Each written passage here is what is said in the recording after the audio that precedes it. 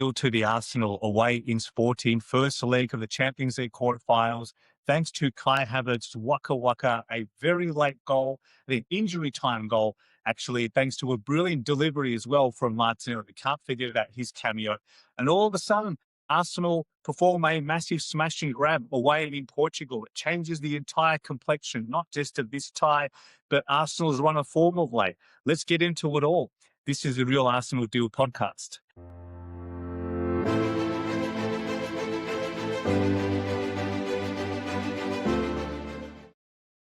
Hello and welcome back to the Real Arsenal Deal. Rab here, as always, your host. How is everyone today? I am recording this just minutes after the final whistle. Here, Melbourne, Australian time, another instant reaction coming your way. And wow, just what an entirely different complexion now we've got to talk about. Look, it wasn't a vintage performance. It's not enthralling. It's not riveting football. We're not doing this for the neutrals. We know all of that, right? Like that's probably what you're going to hear a lot about. You're going to hear a lot about boring old Arsenal, 1-0, just looking to try and nick the game via set pieces or something. But honestly, I don't care. All that stuff that's external. That's noise. I made peace with where Arsenal are currently at. I'm not looking for blistering football. Sure, there are times where I wish we could press the advantage more. Sure, there are times when I'm thinking, even in this match, do we need to have so much control and play so many sideways or backwards passes when I do see moments, do see spaces in front of us. And then every now and then, when you see that we go back to front, when Raya grabs the ball and then swept forward through Gabriel, played out to White, then to Madueke, and then White is on the overlap again within seconds from back to front, with a chance at the other end. I'm thinking, like, where's more of that? Like, why don't we do more of that? However, this is the nature of where Arsenal are currently poised. We know what's happening. We know what's at stake now. There is nerves. There is tension. There's that sense of that we just got to be cautious. We just got to not give anything silly away at the back. We just got to grind out results, grind out wins. Once you lift that enormous weight off your shoulders, winning the Premier League or a Champions League, for example, lifting that major trophy, that major silverware, the belief that will propel this group onto further glory in the next couple of years, I strongly do believe that's going to be the catalyst. That you're not going to see this sort of nature of football, this cautious style of football next season, the seasons after, and whatnot. Now, all of that, of course, is contingent upon Arsenal getting the job done now. The next 4 to 6 weeks, this is crunch time. This is where legends are made. This is where history is made. So I've made peace with this. I've made peace with the level of football. For me, it's the result. If every match from here on to the end of the season is a 1-0 ground out victory to Arsenal, I will not complain. You will not hear anything negative from me about it because it's about the result. Football is such a results-based business, and the way Arsenal and Arteta are judged, they're very much judged with. There's nothing to correlate for it. For the amount of spending that Arsenal have invested, there's no trophies to show for it. There's no major silverware, right? So let's just be consistent. If that's what people are pointing towards Arsenal, that's what they're saying. Well, we can do something about it. We can show the result, give that return on investment. For me, I'm at peace with this. I am. It's not always enjoyable. Even for me, I get it. There are times I'm a bit nervous, I'm a bit tense. However, you have a moment like that at the end of the game, thanks to that brilliant touching finish from Havertz, and everything just feels great. Everything just feels great again. Sporting knew that Sporting had to win this one. I should have got this out of the way earlier. With the first leg being away, you know that they're gonna throw the kitchen sink. They're gonna throw everything at you, especially as the game gets on, as you get to the final 20, 25 minutes or so. The game will open up. There will be spaces to exploit. Now, are you actually good enough to take advantage? That's a different story. But from a sporting point of view, just imagine how deflated they would be right now, knowing that this was their shot. You got to, again, anything can happen in the second leg. I'm not taking anything for granted. But the way European fixtures work is that if you want to advance in the second leg, you gotta come there with a lead. They needed to come to London with something to show for it, with a lead under their belt. Even if this was a draw, even if we'd walked away with a 0-0 or a 1-1 or something, I'd still be fine with that result. Just like with Leverkusen in the round of 16. When you come to the Emirates in the second leg at home, coming to Arsenal without a lead to show for, we had shown our propensity, our ability to blow teams away. And it's an entirely different ball game in the second leg now, with Arsenal having a lead to show for it. I really do believe we're just going to see an entirely different match in that second leg. But look, I'll talk about that.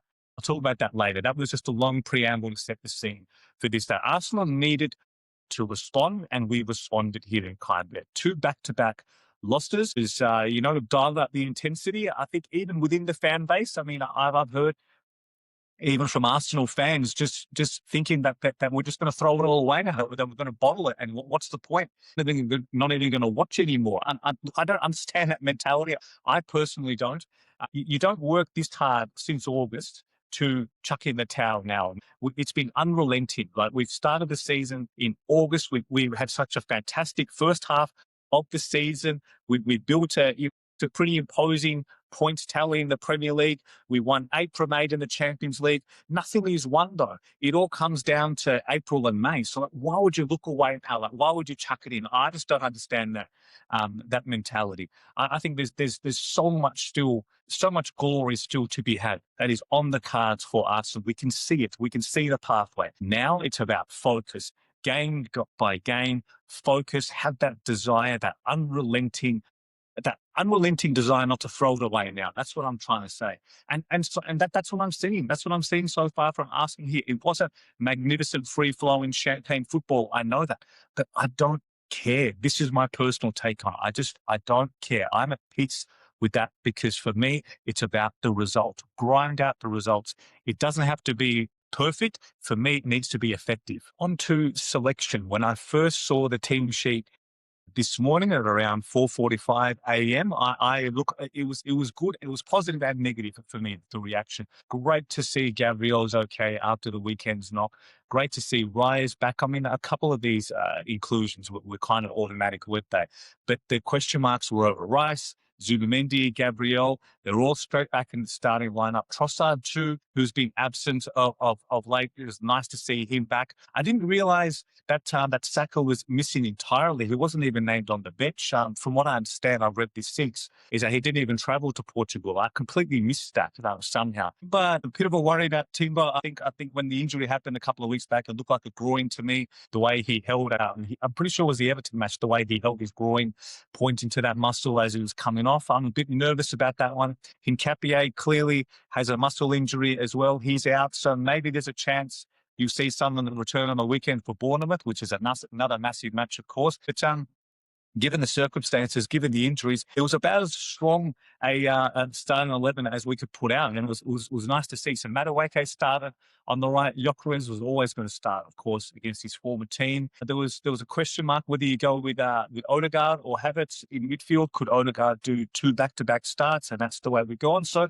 I was trying to think as I was reading through the team sheet. I don't recall when's the last time we started with Odegaard, Rice, Zubimendi. I don't know. Can someone correct me, please? Someone tell me in the comments. For me, it's you remember that era, that little period late last year when Odegaard had those he had that trio of injuries, first half of injuries when he was starting the home matches at the Emirates.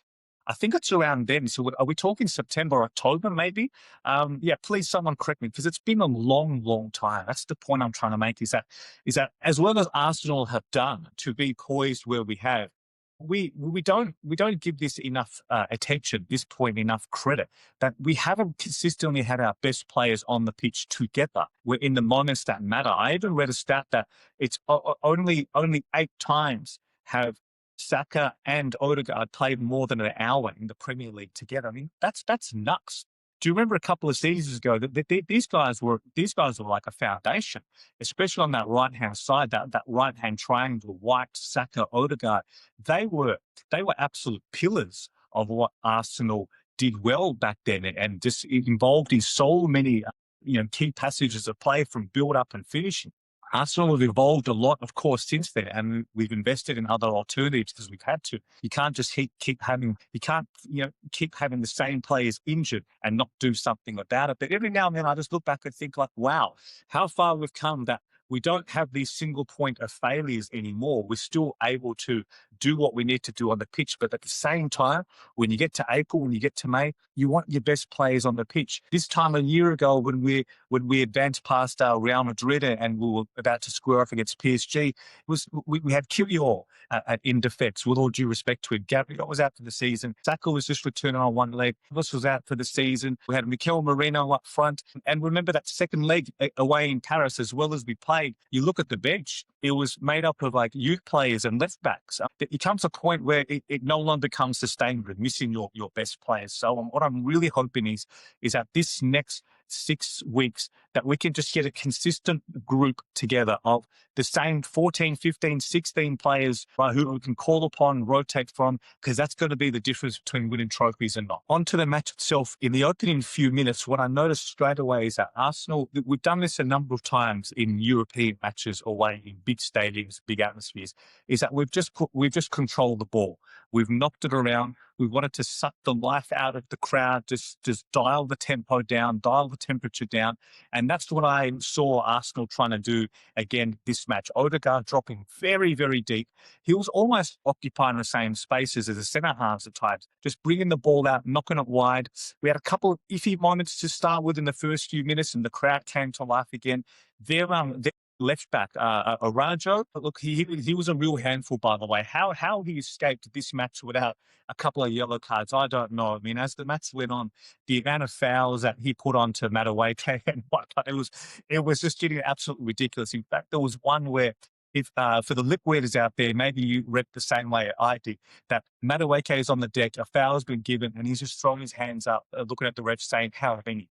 But anyway, at the other end of the pitch, she was a real handful. He was quick. He follows Ben White twice, I think, and he just didn't quite have the I guess the touch to take full advantage. But they got in a couple of times. There was one. It's just a fantastic pass from their fullback, a giant of a fullback, by the way, Diomande. He and Gyökeres had a fantastic tussle throughout the match, and they had a big hug afterwards. So there are lots of mutual respect there. I'm sure they know each other well. But he played in Arajo, and he cracked a shot in. For me, for the first time, I thought it had just come off the crossbar, but on replays, what an amazing moment for David Raya. He's got his fingertips to it. Crucial intervention, because the reverse angle showed that ball was going in. That's fizzing into the top corner for me. So an unbelievable save. Just the immediate benefit having Raya, it was just palpable. And this is, again, not to discredit Kepa, and I don't need to punch anyone down on this, but David Raya is elite. He's involved in so much of what Arsenal do good, and he gives so much assurance. And when it's his time to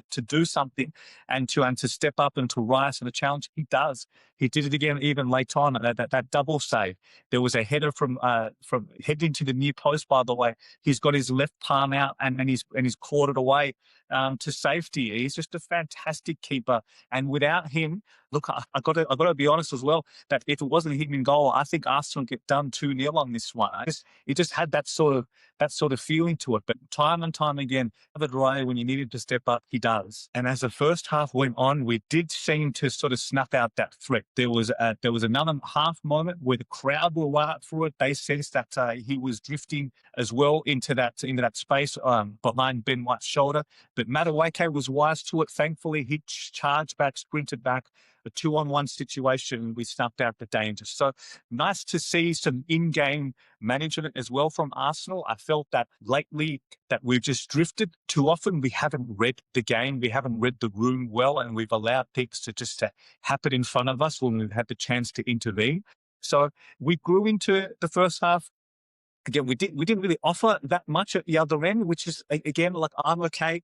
because, you know, if the game plan from Arsenal was to suck the life out of Sporting, to take the crowd out of the equation, to set the game up late to try and impact the match as well from the bench, as we've done so effectively this season, then you probably have to say that it was job done, that it was effective from an Arsenal point of view. Having said that, when we do get the ball and we've advanced into our final third, I just do wonder sometimes that electric bit of play, that ability to take the shot, to play a 1-2, to charge forward, to play that driving pass through the middle. I don't know whether it's by intention, by design, by coaching, or is it just that very nervous edge that I've already described before, that we don't want to do something silly and give the ball away, then all of a sudden we're exposed at the back because we've got so many players committed forward.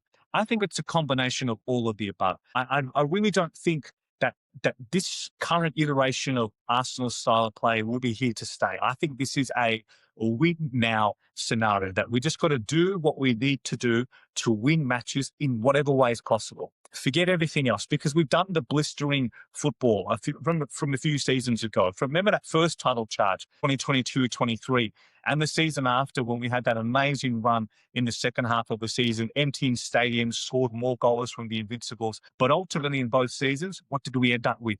Zero. We ended up with no trophies, no silverware, no medals in the pockets of players. So I think that what's happening right now is not going to last, that we're just going to see this through, make sure that we win the major silverware, lift that whole spectre off our back. And you look at the age profile of the squad, you look at, there's so much upside now with the average age in the group, the money and the resources available to Arsenal from multiple seasons in the Champions League, the investment from the ownership. We can just keep building.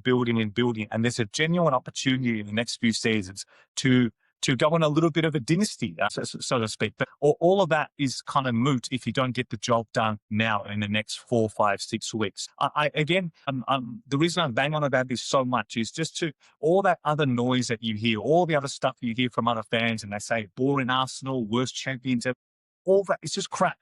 All that stuff is just crap. It's external noise. It's a bit of loser talk as well, but I'll be completely honest. It's like a loser mentality, right? Because so often Arsenal will criticize for playing lovely, free-flowing, open football that, you know, looks great on replay and in those, you know, goal highlights and stuff. But what do you win? You win nothing. So you can't have it both ways, can you? I mean, they're kind of saying that Arsenal need to find other ways to win, and we have through elite coaching, defensive masterclass time after time, world-class defenders and a goalkeeper. We work set pieces as much as we can, and we look to nick games from the bench like we have done today. So like, what's the actual problem? You can't have it always right. So all of a sudden, then the spotlight changes to then criticize the way Arsenal play because it's boring. But guess what? We're not here to entertain you, because when we did entertain you, then you would laugh at us saying that we don't win anything for all this lovely football. So what do you want? What's your problem? This is just my viewpoint of it. I would dismiss all that talk. It's all nonsense. It's all crap. It's all external. If Arsenal win the Premier League this season and the Champions League, I'm not going to be complaining whatsoever. This is exactly what I've been wanting for so many years, watching this great football club, is that do what you need to do to get the job done. Because clearly what we were doing on the field, it was effective. We were strangling Sporting. They couldn't get out. As the game went on and on into the second half as well, repeatedly, whatever structure, whatever game plan they had to get the ball out, they had none. They had no outball. They were playing out from the back. And I've got to be honest, I'm surprised they kept trying this for as long as they did, because time and again, Arsenal's press squeezed them. We snuffed out the danger. We would wait for them to make an errant pass or under-hit it, and then bang, we would sweep forward. We would nick in, intercept, nick the ball off them, and we would sweep forward. And now the disappointing thing from our Arsenal point of view is that we couldn't capitalize. A couple of times, and it was Trossard who cut inside. He should have got the shot on target, I've got to be honest. But, goals and assists have really dried up for Trossard lately, unfortunately, after a really strong opening first few months of the season. But he'd be disappointed. I looked at his face as well. He knew that he's got to get that shot on target. I'll say that again. We did well to squeeze them and win the ball back, but then unfortunately we just didn't have enough to show for it at the other end. Later on in the half, we absolutely did take advantage. So clearly from the sidelines, Arteta and Cole are watching on, knowing that once we nick the ball and we can cut inside again, we need to capitalize. So Martinelli, clearly, he was watching too, and he would have been under specific instructions that when he gets the ball, when we can squeeze them, instead of cutting to the byline and going on the outside, as he's sometimes very effective, to come inside. And he did a very similar move to Trossard that I described a minute ago that couldn't finish. Martinelli, again, at least he got it on target, but he would probably be disappointed not to test the goalkeeper more. I know it was rain, it was wet conditions. He tried to bounce the ball in front of the keeper, but it wasn't really going to trouble the goalkeeper. He had his full body behind. I would have liked to see Martinelli press a bit more forward, aim for a corner, and you never know. But all of this is kind of, all this stuff is just nitpicking now, isn't it? Because minutes later, he did the exact same thing, and Havertz was wise to it too. Kai Havertz has come on. I think we made a double change. Was it a double change? No, it was Martinelli and Dowman was a double change on 75 minutes, wasn't it? Havertz came on prior to that, coming off from Odegaard. That's it. Odegaard came off around the 65-minute mark, I believe. Another positive, encouraging showing for Odegaard still, though. Just missing that final end product. We know it takes time to build that sharpness back up, but Odegaard is very much involved. He'd be a bit disappointed as well not to get another shot on target on his left foot. He did get one in the first half. In fact, I think the only shot that we registered in the first half on target was from Odegaard. It was a shot that landed on his right foot that didn't really trouble the keeper, unfortunately. But yeah, so back to the second half, we were really snuffing out their danger. They weren't really getting much. Every now and then they had an out ball. Their centre forward, who had an excellent tussle all match, by the way, with Saliba and Gabriel. Luis Suarez, he was a danger. He was a threat. I was aware of his goal scoring exploits. I read about him in the match prior to this, but he was getting increasingly frustrated, trying to buy a lot of fouls from the referees, or because they were looking for any respite. Anytime they could just lump the ball forward and just reset further up the pitch. But Arsenal did this so well that we strangled their play. We strangled their press. They didn't really have much to work with. And Rice was imposing himself more and more. And actually, was fantastic, by the way. Rice and Saliba, for me, were the picks of Arsenal's bunch, that they were exemplary tonight. I thought Calafiori, Gabriel were also very, very good. But yeah, we just imposed ourselves as the match went on. And ultimately, that's how we managed to win it. Only 2 minutes of stoppage time. You could have blamed Arsenal for just shutting up shop and just saying, well, look, we'll take the draw, we'll take the 0-0, and we'll see you back at the Emirates next week. But no, it was Martinelli again, that man with that same intensity, that same energy as I described before, that he's won the ball, he's charged in. Havertz just went straight away. His movement was brilliant. Thankfully, it wasn't offside, and picked out beautifully. And the first touch here, after that beautiful pass from Martinelli, the first touch from Havertz is just magnificent. Cushions it well, picks his spot, finds the corner with his left foot, and it's just unsavable. And that is just a fantastic goal. Fantastic. I jumped off the couch. Me and my sons were watching. It was just raucous celebration. Fantastic goal from Arsenal. And it changes everything. You saw the emotion on the players. You saw the relief, because we needed this. After back-to-back losses, right, you needed to come back here and respond we did. That was a fantastic goal, and just a brilliant way to win the match. It hits different, doesn't it, when it's a last-minute winner? If that goal was scored in, say, the 55th minute or something, sure, it's still everything else I've described. It's a beautiful play, passage of play, lovely touch and finishes, clinical stuff from Arsenal, right?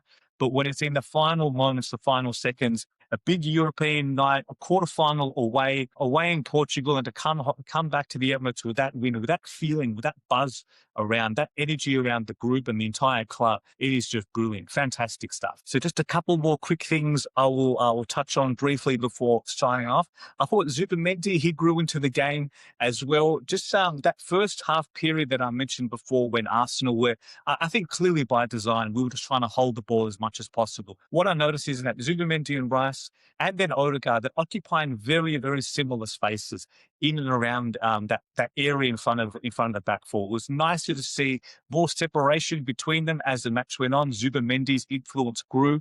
He got forward as well. I know it doesn't count because of the offside, but that was an excellent shot from him. Right? It was a beautiful goal. In fact, it really deserves more accolades than what it's going to get, because the way he's aimed it inside in between the goalkeeper and that inside post. Just a fantastic shot. Gyökeres, sadly, unfortunately, he got it all wrong, and it wasn't even close to being offside. It wasn't even like a marginal one. He was well offside. I didn't really celebrate when Zubimendi had cracked that goal in, because I saw straight away, and you looked at the Sporting players, they were incensed. They looked straight towards the linesman. Yeah, sometimes the players just know, and even the body language in Gyökeres as well. I think he knew that. So I didn't celebrate too much. I thought it was inevitable that it would be ruled out for offside, and as it was.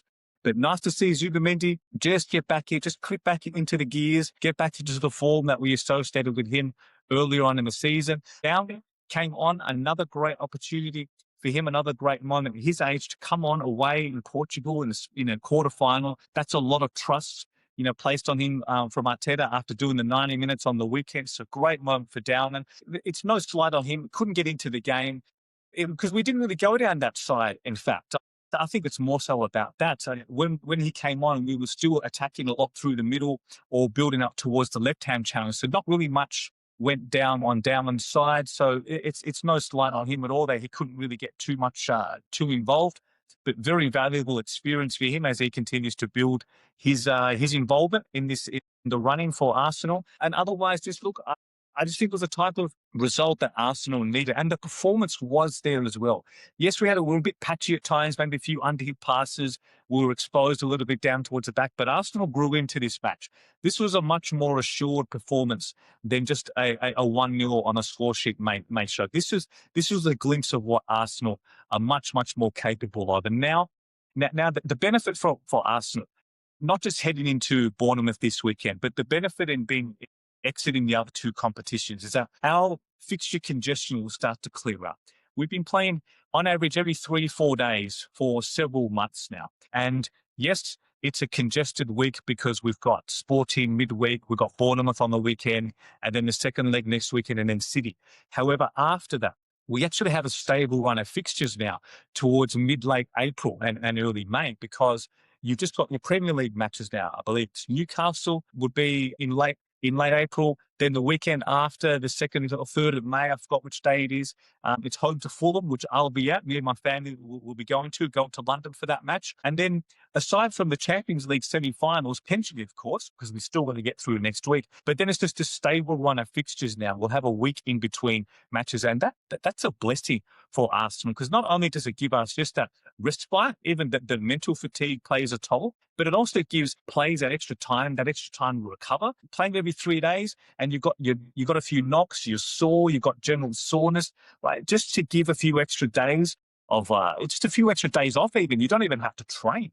Just relax, just recharge, and just take a bit of a breather. This is something we haven't really been accustomed to as we've been stretched thin across all 4 competitions. So I'm looking forward to that as well. And for me, I've been consistent on this lately. Is that it's the Premier League for me. That's what I've got my eyes on. Going into Bournemouth this weekend with this type of momentum, coming back from Portugal, this energy, this buzz around the group, it's massive for Arsenal, absolutely massive. And to have players returning on the horizon, hopefully Timber is back in the fold this weekend. Bukayo Saka, of course. Eza, from what I understand, the injury, he may be returning sometime in the near future too. We've got Odegaard getting minutes back, Havertz getting minutes back, Dowman emerging as well. Like this is just where we want to be. This is and it's the energy, the belief that can really propel, to make or break that mentality to go on now and do something special in the Premier League. That's the one that I want. I'm really looking forward to this weekend. Early kickoff here, Australian time, 9:30 p.m. Saturday night. There's my Saturday night sorted for sure. I'm very much looking forward to that. And 3 points against Bournemouth would be just absolutely massive. Pile on the pressure to City, who play the next day. Even with a couple of games in hands that they would have, 12 points on the board, it's got to make an impact. It's got to make a difference. So it's all up to Arsenal now. We're in the driver's seat, 2 hands on the steering wheel. Let's stay on track, go out there and win against Bournemouth, and just pile all that pressure on and keep going forward. This is just precisely where we want to be, and now it's our time to shine. Thank you so much for listening. Please like and subscribe if you're watching on YouTube. Leave me a comment, leave me your feedback. I'll read every single word. If you're listening on audio, Apple or Spotify, please follow my show and please leave me a 5-star review. Any comments or feedback would be most appreciated, please. And for now, enjoy, right? This is exactly where we want to be. Don't let anyone take that feeling away from you. This is precisely what I wanted Arsenal to be doing, and now it's our turn. So I'll leave it all there. I'll talk to you all soon again. I'll talk to you on the weekend after what is hopefully a resounding victory against Bournemouth. Until then, look after yourselves, check in with your loved ones. Come on, Arsenal.